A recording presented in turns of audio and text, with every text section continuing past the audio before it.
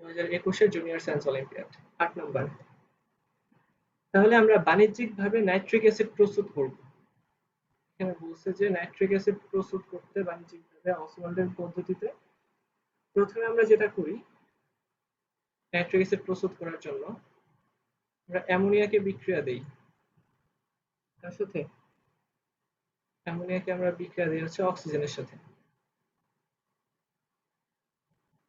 অক্সিজেনের সাথে বিক্রিয়া দিলে এখান থেকে তৈরি হবে নাইট্রোজেন ডাই অক্সাইড। আর কি তৈরি হবে, এখানে যেহেতু হাইড্রোজেন আছে এখানে পানি তৈরি হবে। অর্থাৎ অক্সিজেনের সাথে যদি আমরা বিক্রিয়া দেই, যতগুলো উপাদান মৌল আছে সবার সাথে অক্সিজেন যে যুক্ত হবে। ঠিক আছে, তাহলে নাইট্রোজেনের সাথে অক্সিজেন যুক্ত হইলো। টেম্পারেচার, অনেক টেম্পারেচার লাগে অসওয়াল্ডের পদ্ধতিতে। পরবর্তীতে আমরা কি করলাম, পরবর্তীতে এই নাইট্রোজেন ডাই অক্সাইড গ্যাসকে অক্সিজেন এবং পানির সাথে বিক্রিয়া করাইছি। তারপরে নাইট্রোজেন ডাই অক্সাইড অক্সিজেন এবং পানির সাথে বিক্রিয়া করে নাইট্রিক অ্যাসিড তৈরি করবে। মানলাম। এবার আমাদের যেটা করণীয়, আমাদের করণীয় হচ্ছে এটার সমতা করা। দেখি সমতা কেমনে করা যায়। তো এইখানে নাইট্রোজেন মিলছে, কিন্তু এখানে হাইড্রোজেন আছে দুইটা, এখানে হাইড্রোজেন তিনটা। এর জন্য কি করতে হবে, এইখানে 3 দিতে হবে আর এখানে 2 দিতে হবে। হাইড্রোজেন মিললো, তারপরে নাইট্রোজেন মিলাই, এখানে আছে দুইটা এখানে আছে একটা, সুতরাং এখানে দিতে হবে 2। তারপরে এবার দেখবো যে অক্সিজেন কয়টা আছে। 2 2 4, 4 3 7। 7 যদি হয় এক্ষেত্রে আমাদের কি করতে হবে, 7/2 করতে হবে 7টা মেলানোর জন্য। 7/2 সংখ্যক অক্সিজেন। তারপরে দেখলাম যে এখানে দুইটা নাইট্রোজেন ডাই অক্সাইড তৈরি হয়েছে, আমরা এখানে দুইটা নাইট্রোজেন ডাই অক্সাইড দিব। যেহেতু নাইট্রোজেন আছে দুইটা, তো এখানেও আমাদের 2 দেওয়া উচিত। আমাদের এখানে 2 দেওয়া উচিত, কারণ নাইট্রোজেনকে মিলাইতে হবে। অক্সিজেন আছে 6টা এখানে। বাম পাশে কয়টা আছে, বাম পাশে 2 2 4, 4 একে 5 আর এখানে আছে 7। তো আমাদেরকে একটা কমাইতে হবে 6টা বানানোর জন্য। তো এই অক্সিজেনটাকে আমরা যদি আগে হাফ দিয়ে দিই, হাফ মোল অক্সিজেন, তাহলে কিন্তু এখানে 7টা হয়। এবার হাইড্রোজেনও মিলছে, নাইট্রোজেনও মিলছে, অক্সিজেনও মিলছে। এটাই হচ্ছে অসওয়াল্ডের পদ্ধতি, যে পদ্ধতিতে আমরা নাইট্রিক অ্যাসিড প্রস্তুত করি অ্যামোনিয়া গ্যাস থেকে। তো এখন কোশ্চেনে যেটা বলছে, তো বিষয়টা হচ্ছে কি, আমরা যখন বলি যে ডেল্টা নাইট্রিক অ্যাসিডের কনসেন্ট্রেশন, অর্থাৎ কনসেন্ট্রেশনের পরিবর্তন ডিভাইড বাই সময়, এটা আসলে বিক্রিয়ার হারকে প্রকাশ করে। বিক্রিয়ার হার আমরা জানি যে বিক্রিয়ার হার আর হচ্ছে একক সময়ে যতটুকু বিক্রিয়ক বা উৎপাদের ঘনমাত্রার পরিবর্তন হয় সেটাই কিন্তু ছিল বিক্রিয়ার হার। তাহলে আমরা যদি বলি যে একটা বিক্রিয়া, বললাম যে যে কোনো একটা বিক্রিয়া এ প্লাস বি তারা উৎপন্ন করে সি এবং ডি, এবং এটাও দেখা গেল যখন আমরা তাদেরকে সমতা করলাম, এ এর সহগ ছোট হাতের এ, বি এর সহগ ছোট হাতের বি, সি এর সহগ ছোট হাতের সি এবং হচ্ছে ডি। তাহলে এই বিক্রিয়ার হার, হার সমীকরণ যেটা হবে, এটা হবে minus 1/a delta A divide by delta T, সোজা কথায় টি, যে সময়ে বিক্রিয়াটা হয়েছে, সমান মাইনাস 1/b এই যে delta B divide by T, সমান 1/c delta C divide by T. Same ভাবে ডি এর ক্ষেত্রে হবে 1/d এই যে ডেল্টা ডি, ডি এর ঘনমাত্রার পরিবর্তন ডিভাইড বাই সময়। এই জিনিসটা দ্বারা কি বোঝায় যে একটা টি সময়ে যদি এ পরিমাণে ঘনমাত্রার পরিবর্তন হয় তাহলে একক সময়ে কত পরিবর্তন হইল, এটাই হচ্ছে বিক্রিয়ার হার।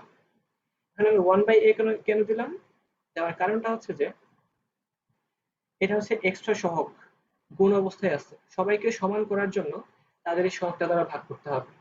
ব্যাপারটা কি, আমি বললাম যে এখানে দুইটা অ্যামোনিয়া বিক্রিয়া করে তৈরি করতেছে নাইট্রোজেন গ্যাস আর হচ্ছে 3টা হাইড্রোজেন গ্যাস। তার মানে কি দেখা যাচ্ছে, যে 1 মোল নাইট্রোজেনের সাথে আছে 3 মোল হাইড্রোজেন আর 2 মোল অ্যামোনিয়া। তো সবার মোল সংখ্যা সমান করার জন্য কি করতে হয়?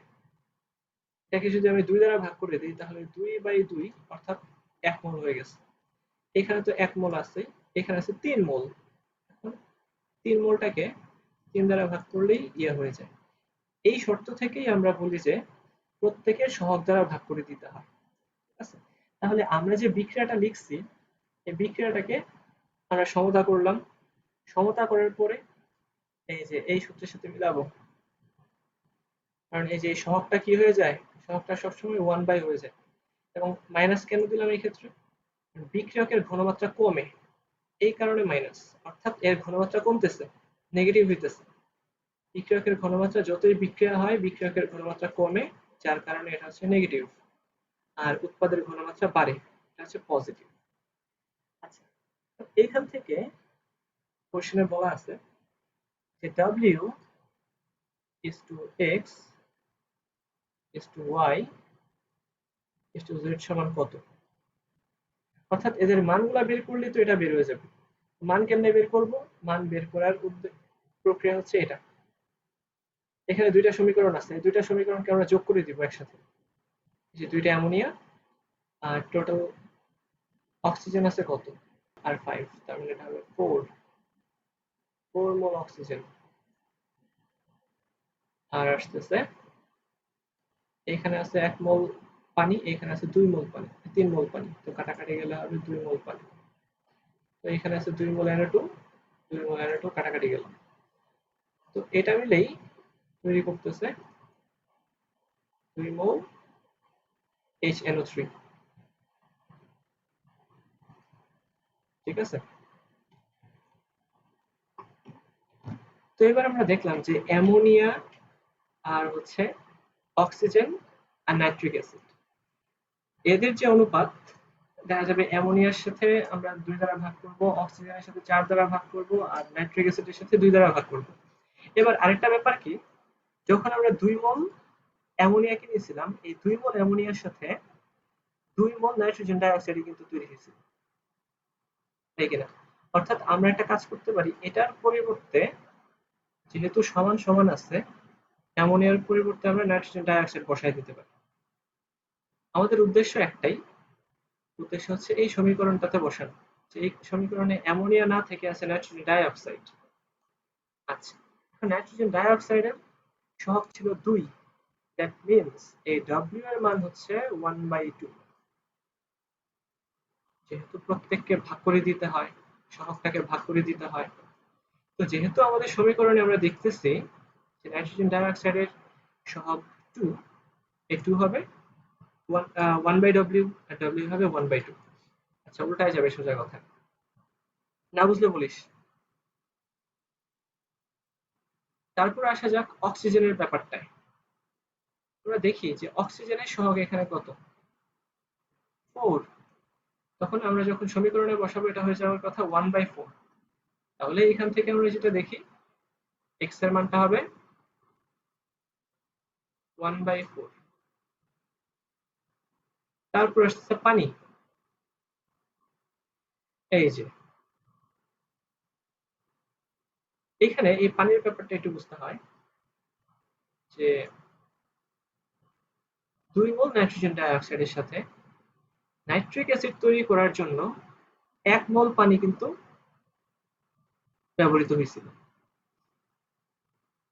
ঠিক আছে? ভালো কথা, এটার জন্য আমাদের 1 মোল পানির প্রয়োজন পড়ছে। তাহলে এই পানির সহগটা কত হবে? পানির ক্ষেত্রে এই সহগটা হচ্ছে 1, 1/1 মানে 1, সেক্ষেত্রে y এর মানটা হবে 1। আর সর্বশেষ নাইট্রিক অ্যাসিড, নাইট্রিক অ্যাসিডের সহগ কত? 2, এই যে 2। সুতরাং এই z এর মানটা হবে 1/2, তো ওটাই দিতে হবে। আমরা কিন্তু পেয়ে গেছি W X Y Z। তাহলে W এর জায়গাতে কত ছিল? Half, S2। X এর জায়গায় 1/4, S2, 1 is to half। তাহলে এদের নিচের যারা যারা আছে তাদের লসাগু দ্বারা গুণ করে দিলেই হবে সব জায়গাতে। আছে হচ্ছে লসাগু হবে 4, তাহলে গুণ করে দিলে হবে 2 is to 1 4 অনুপাত 2। এই যে দেখেন অ্যান্সার মিললো কিনা, তাহলে 2142 এই জিনিসটা কি আছে, এবিসি, অ্যান্সার হচ্ছে ডি। কোশ্চেন 9, আবির তার মঙ্গল গ্রহের গবেষণাগারে একটি যৌগ নিয়ে গবেষণা করছে। সে জানতে পারলো তার যৌগটি হলো C3H6। C3H6 মঙ্গল গ্রহের গবেষণাগারে C3H6 এই যৌগটা নিয়ে গবেষণা করতেছে। দেখা গেল এই যৌগে কার্বনের শতকরা পরিমাণ আছে 77.77% এবং যৌগের মোলার ভর 54 গ্রাম। 1 মোল পরিমাণ যৌগের ভর 54 গ্রাম দেওয়া আছে। তার কোশ্চেনে বলা হয়েছে যে কার্বন এবং হাইড্রোজেনের মোলার ভরের যোগফল কত, অর্থাৎ কার্বনের মোলার ভর প্লাস হচ্ছে হাইড্রোজেনের মোলার ভর, এটাই বের করতে হবে। তো এখানে যেহেতু বলছে যে এই যৌগে কার্বনের শতকরা পরিমাণ আছে 77.77, তাহলে হাইড্রোজেনের শতকরা পরিমাণ কত? এটা যেহেতু বাই অ্যাটমিক কম্পাউন্ড, তার মানে 77.77 যদি কার্বন থাকে তাহলে 100% থেকে এটা বাদ দিলেই আমরা বাকিটার পার্সেন্টেজ পেয়ে যাব। এটা কত হবে? 22.33, এত পার্সেন্ট, এত পার্সেন্ট হচ্ছে হাইড্রোজেন। তো এবার আমরা যেটা করি যে প্রত্যেকের যে শতকরা পরিমাণ, এই শতকরা পরিমাণকে আমরা তাদের মোলার ভর দ্বারা ভাগ করে দেই, সরি পারমাণবিক ভর দ্বারা ভাগ করে দেই। পারমাণবিক ভর মানেই তাদের নিজস্ব মোলার ভর। তো আমরা কার্বন ইস টু হাইড্রোজেন, এখানে আছে হচ্ছে 3:6, তাই কিনা? তাহলে কার্বনের শতকরা ভর আছে 77.77 আর এটার মোলার ভর ধরে নিলাম mc, is to হবে যে হাইড্রোজেন আছে 22.23, 22.23 এটা হচ্ছে হাইড্রোজেনের ভর সমান 3:6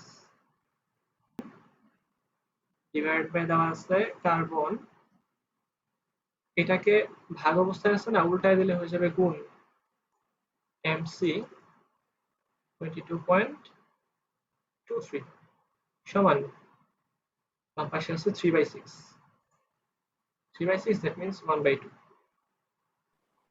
এখানে কোশ্চেনে যে আরেকটা তথ্য দেওয়া আছে যৌগের মোলার ভর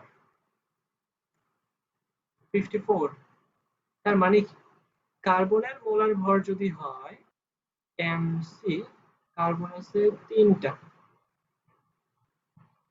আর হাইড্রোজেনের মোলার ভর ধরে নিলাম mh এবং এটা আছে এই যৌগে 6টা, তাহলে এদের গুণফল এর যোগফলটাই কিন্তু 54। অর্থাৎ আমাদের এবার দুইটা ইকুয়েশন জানা আছে সাথে দুইটা অজানা, তো দুইটা অজানা দুইটা ইকুয়েশন সলভ করা যাবেই। আমরা কাজ করি এখান থেকে যে কোনো একটাকে ওই পাশে পাঠিয়ে দেই। বললাম যে 3mc সমান 54 মাইনাস 6mh, তাহলে কি বলা যাবে mc সমান 54 মাইনাস 6mh ডিভাইডেড বাই 3, এবং এটাকে আমরা যেহেতু 3 দ্বারা বিভাজ্য সেক্ষেত্রে আমরা লিখে দিলাম যে 18 মাইনাস 2mh। এই তো এইখান থেকে আমরা এই যে mc এর মানটা ওইখানে বসায় দিই, এই সমীকরণে বসায় দিই। তো 77 ডিভাইড বাই 0.77 ডিভাইড বাই এই তো mc, that means 18 minus 2mh, 18 minus 2mh into mh divided by 33.33 is equal to half। তো এবার ক্যালকুলেটর নিয়ে আমরা কি করব, এখান থেকে mh এর মানটা বের করব। হাইড্রোজেনের যে ভর, মোলার ভর, সেটা বের করে ফেলব।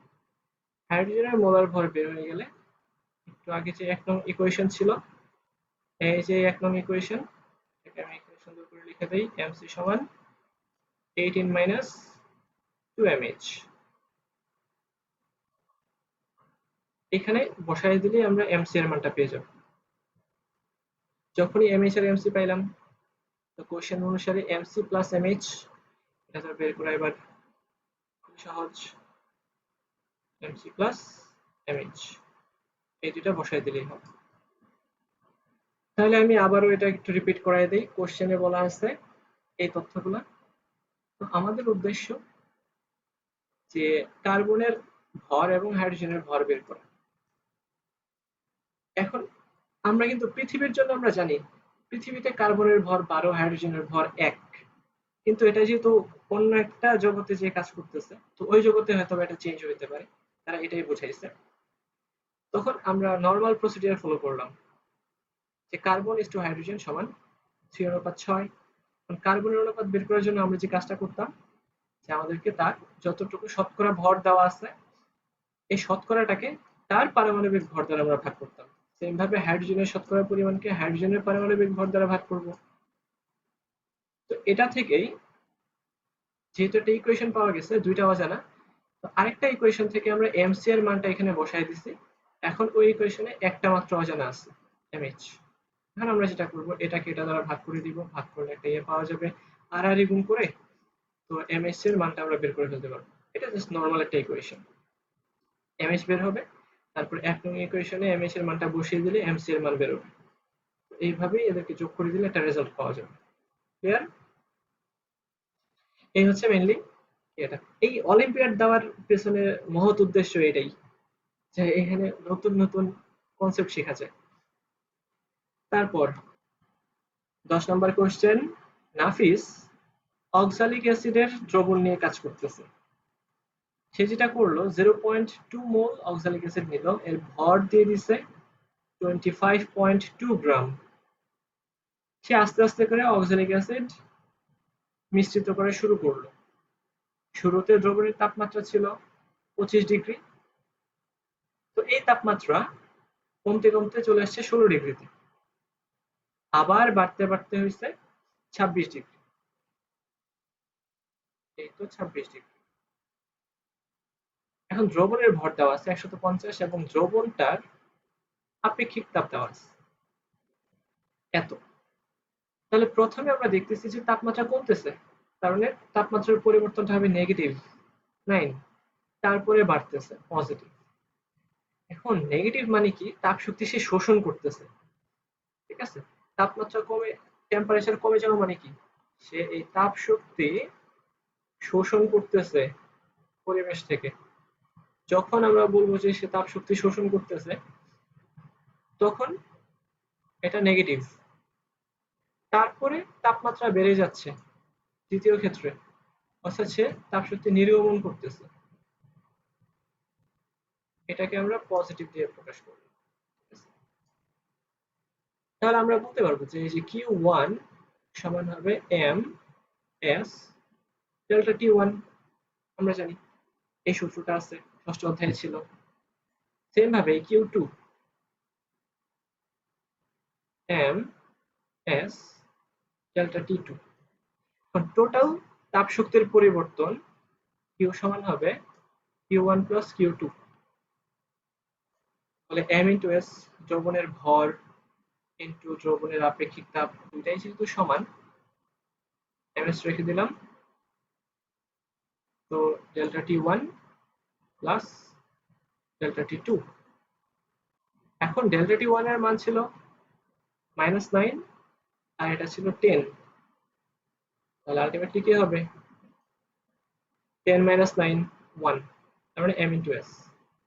এখন দেখা যাচ্ছে m ছিল দ্রবণের ভর, এই যে এই mটা হচ্ছে এই দ্রবণের ভর সে টোটাল কতটুকু তৈরি করছে, সে টোটাল দ্রবণ তৈরি করলো 150 গ্রাম। আচ্ছা, এখানে একটা ভুল করতে পারে অনেকেই, যে দ্রবণ দেওয়া আছে তার সাথে সে তো এই অক্সালিক অ্যাসিডটা মিশ্রিত করছিল, ঠিক আছে, আমরা এটাকেও যোগ করে দিই। আসলে ব্যাপার হচ্ছে কি, যে এটাকে যোগ করার পরেই দ্রবণ তৈরি হয়েছে। যদি বলতো যে 150 গ্রাম দ্রবের মধ্যে এটাকে যোগ করে দ্রবণ তৈরি করা হয়েছে, সেক্ষেত্রে আমরা যোগ করতাম। যেহেতু দ্রবণ বলে দেওয়া আছে ডিরেক্ট, আমাদের ডিরেক্ট 150 গ্রামে বসাইতে হবে। 150 গ্রাম এটাকে আমরা কেজিতে কনভার্ট করবো, 0.15 কেজি ইন্টু এস এর মান দেওয়া আছে 1800 জুল পার কেজি। তো এখানে হবে 1800 জুল পার কেজি, আর 1 কেলভিন তো দেওয়াই আছে। কাজ শেষ। এটার মান যত আসে তত জুল তাপ শক্তির পরিবর্তন হয়। পরম মান বলছে মানে হচ্ছে জাস্ট মানটা, ভ্যালুটা বসাইতে বলছে। এই হচ্ছে অ্যান্সার 10 নম্বরের। তাহলে শ্বাস প্রশ্বাসের সময় একজন ব্যক্তি শরীরে এই বিক্রিয়াটা হবে। সে দেখা গেল যে 1 মিনিটে 15 বার শ্বাস প্রশ্বাস নিচ্ছে এবং প্রতি মিনিটে এত ml অক্সিজেন সে নিচ্ছে। তাহলে প্রতি প্রশ্বাসে, প্রতিবারে সে অক্সিজেন ইনটেক করবে কতটুকু? 21 ml। ঠিক আছে, তাহলে এবার দেখতে হবে যে 21 ml অক্সিজেনের জন্য কত ml কার্বন ডাই অক্সাইড নির্গত হয়। তো আমরা দেখতেছি আসলে 1 মোল অক্সিজেনের জন্য 1 মোল কার্বন ডাই অক্সাইড নির্গত হয়, ঠিক আছে। তাহলে তো 21 ml এর জন্য 21 ml কার্বন ডাই অক্সাইডই নির্গত হবে। এটা খুবই সহজ একটা কোশ্চেন ছিল। অর্থাৎ এক্ষেত্রে আর এত টাইম করা লাগে না। এখানে যেহেতু এদের অনুপাত সমান, সে যতটুকু গ্রহণ করতেছে অক্সিজেন ঠিক ততটুকুই কার্বন ডাই অক্সাইড ছেড়ে দিবে। এটা বোঝা গেল কিনা? আমরা বললাম যে মোল সংখ্যা যেটা, অক্সিজেনের মোল সংখ্যা যা, কার্বন ডাই অক্সাইডের মোল সংখ্যা কিন্তু ঠিক তাই, সমান। এটা 6টার সাথে এটাও 6টা।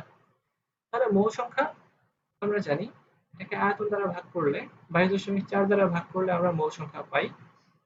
তো V1, কার্বন ডাই অক্সাইডের জন্য যদি V2 হয়, এটাকে আমরা 22.4 দিয়ে ভাগ করব। সেম জিনিস। অর্থাৎ যতটুকু অক্সিজেন গ্রহণ করতেছে ততটুকুই কার্বন ডাই অক্সাইড সে নির্গত করবে। যদি টেম্পারেচার সেম হয় এবং টেম্পারেচার সেম বলা আছে, তাহলে অ্যান্সার হবে 21 ml oxygen, carbon die oxide. আচ্ছা, জাস্ট মেইন কাজ হচ্ছে এই জায়গাটাতে, এই জায়গাটাকে খুঁজে বের করতে হবে যে প্রতিবারে সে কতটুকু অক্সিজেন গ্রহণ করে, ততটুকুই কার্বন ডাই অক্সাইড বের করবে। তারপর আসা যাক 12 নম্বরে। দুইটা নাইট্রোজেন ডাই অক্সাইড সে পানির সাথে বিক্রিয়া করবে, বিক্রিয়া করে HNO2, এটা হচ্ছে নাইট্রাস, প্লাস হচ্ছে HNO3, নাইট্রিক অ্যাসিড উৎপন্ন করে। রাজশাহীর একটি অঞ্চলের মাটি পরীক্ষা করে জানা গেল এর পিএইচ 6.43। রাজশাহীর একটা মাটি পিএইচ দেখা গেল কত? 6.43। বাতাসের নাইট্রোজেন ডাই অক্সাইডের ঘনমাত্রা দেওয়া আছে 0.297 ppm। এই তো, বৃষ্টির পরে ওই অঞ্চলের মাটির পিএইচ কত? তাহলে বৃষ্টি হলো, বৃষ্টি হওয়ার পরে এবার পিএইচ গণনা করতে হবে। এটা পিএইচ 1 বললাম, এটা পিএইচ 2। আচ্ছা, তাহলে আসলে উপরের যে তথ্যগুলো বলা আছে এই তথ্যগুলো হুদাই, আসলে মেইন তথ্য হচ্ছে নিচে। তাহলে আমরা এটাই শেষেরটাই দেখতে হবে। তো নাইট্রোজেন ডাই অক্সাইডের ঘনমাত্রা দেওয়া আছে এত ppm। এখন এই ppm থেকে আমাদের মোলারিটিতে নিতে হবে, কারণ আমরা যখন পিএইচ এর মানটা বের করি, বের করতে হয় মাইনাস লগ H প্লাস এর ঘনমাত্রা, অর্থাৎ এটা হচ্ছে মোলারিটি এককে ঘনমাত্রা, এটা হচ্ছে ppm। তো ppm থেকে মোলারিটিতে নেওয়ার সূত্র কি?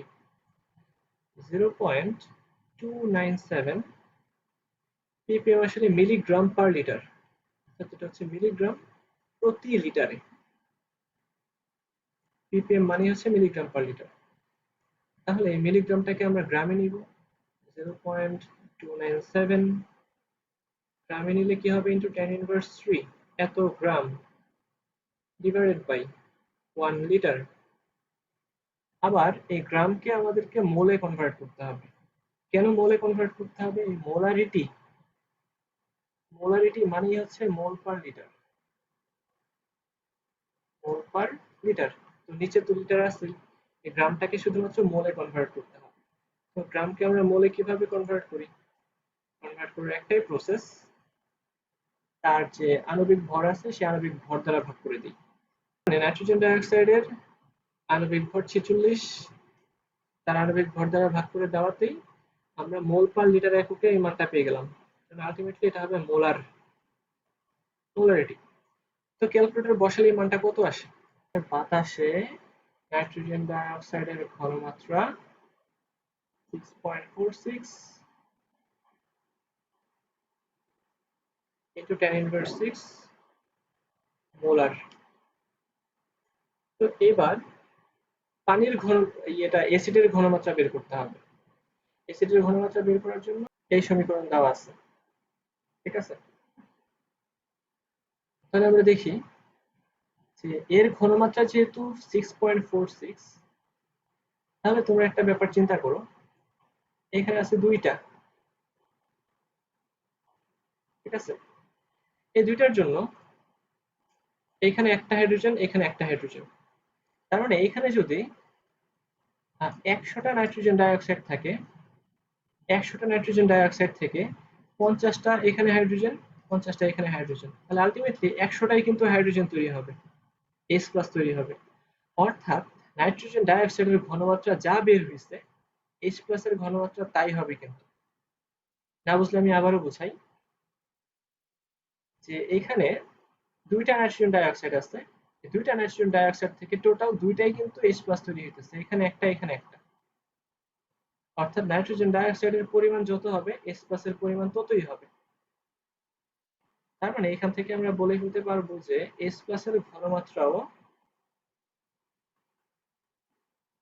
এত হবে, 6.3। তো এখান থেকে আমাদের অলরেডি এই মাটিতে কি পরিমাণে H+ আছে সেটা বের করতে হবে, তার সাথে এই H+টাকে যোগ করতে হবে। কারণ কি, শুরুতেই মাটির মধ্যে তো কিছু পরিমাণে H+ ছিল, যার কারণে pH-টা 6.3 আছে। আচ্ছা, তার সাথে নতুন করে বৃষ্টির পানির সাথে কি আসছে, H+ আসছে। মাটিতে এই পরিমাণে pH আছে, এর জন্য আগে কতটুকু H+ ছিল সেটা আমরা বের করব, 6.3। তো এইখানে H+ এর ঘনমাত্রা কত আসবে? ম্যাথমেটিক্স জানাটা আসলে ভেরি মাচ ইম্পর্টেন্ট। 10⁻⁻6.3। এই হচ্ছে অলরেডি এই পরিমাণে H+ ছিল, নতুন করে H+ আমি এতটুকু অ্যাড করছি। তাহলে এখন নতুন H+ এর ঘনমাত্রা 10⁻⁻6.3 প্লাস 6.46 into 10⁻⁶ এত মোলার। অ্যাসিড বৃষ্টির পর মাটিতে H+ এর পরিমাণ হয়ে গেল এত মোলার, 96 into 10⁻⁶ মোলার। এইবার আমরা pH বের করব। pH সমান নেগেটিভ লগ H+। এই অ্যাসিড বৃষ্টির পরে মাটির pH হয়ে যাবে এত, 5.16। তাহলে আজকে এই পর্যন্তই, আপনারা ভালো থাকেন।